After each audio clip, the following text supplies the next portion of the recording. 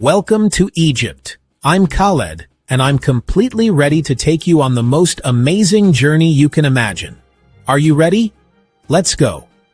We'll start our trip from the most famous place in the whole world, the Pyramids of Giza. Take a look behind me for a moment. Do you see this greatness? These are the 3 pyramids, and the sunlight makes them look truly magical and breathtaking. As soon as I arrived here, I stood in front of the Great Pyramid in awe. My goodness, it is really incredibly tall. I felt so tiny standing before it. How were our ancestors, the pharaohs, able to build such a massive monument thousands of years ago? It truly is a huge and puzzling mystery. After visiting the pyramid, we just had to see its owner and loyal guardian, the Sphinx. Look closely at his powerful gaze. It seems as if he is confidently looking toward the future. I tried to copy his expression, but of course, he was the one who won in the end. He is a legendary statue, half lion and half human, standing here for thousands of years, guarding the pyramids and telling the world the story of our great country. When we finished with the pyramids, we headed to a new place that has only recently opened its doors to the world, the Grand Egyptian Museum. The moment I walked in, I was stunned. The place is huge and very modern, and in the center stands a gigantic statue of King Ramses II. Its size is truly incredible. I kept turning around, taking in every detail of the place. I felt as if I had stepped into a time machine that took me back to the age of the pharaohs.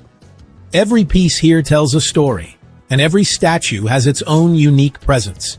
It is a real treasure that everyone must see. Away from history and monuments, we had to visit a place full of life, noise, and color. So we went to Khan el-Khalili. How wonderful and beautiful this place is. Narrow streets are packed with shops selling everything you can imagine. Shining copper lanterns, carpets in stunning colors, and the smell of spices and incense filling the air everywhere. I held a small lantern in my hand and felt the spirit of Ramadan and the authentic Egyptian atmosphere. The people here are kind, their faces smiling, and the whole place feels warm and cozy. After Cairo, we flew to a completely different city, the City of the Sun, Luxor. The first place I visited there was Karnak Temple. This place is like a forest of gigantic columns. I felt like an ant walking among giants.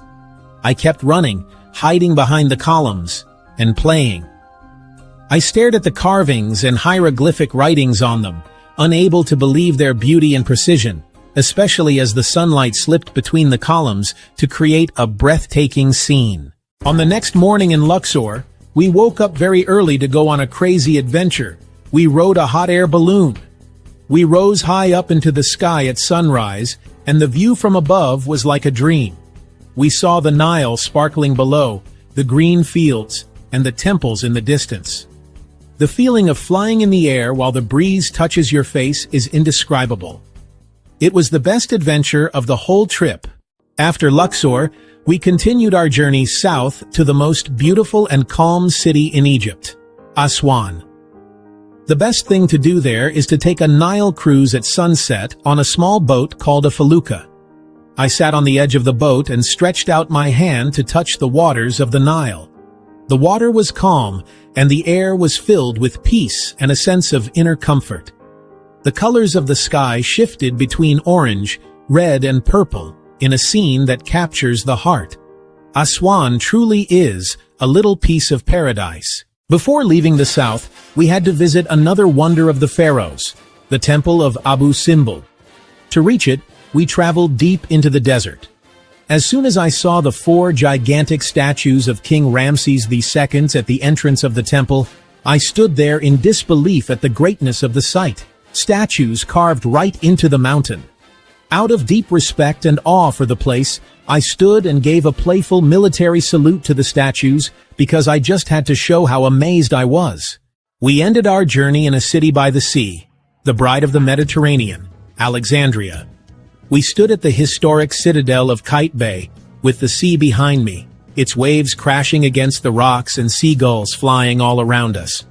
Egypt is an incredibly diverse country. It has rich history and civilization, stunning nature, and kind people. This was my journey, and I hope it has pleased you. You really must come and see all this beauty for yourselves. See you in Egypt. Goodbye.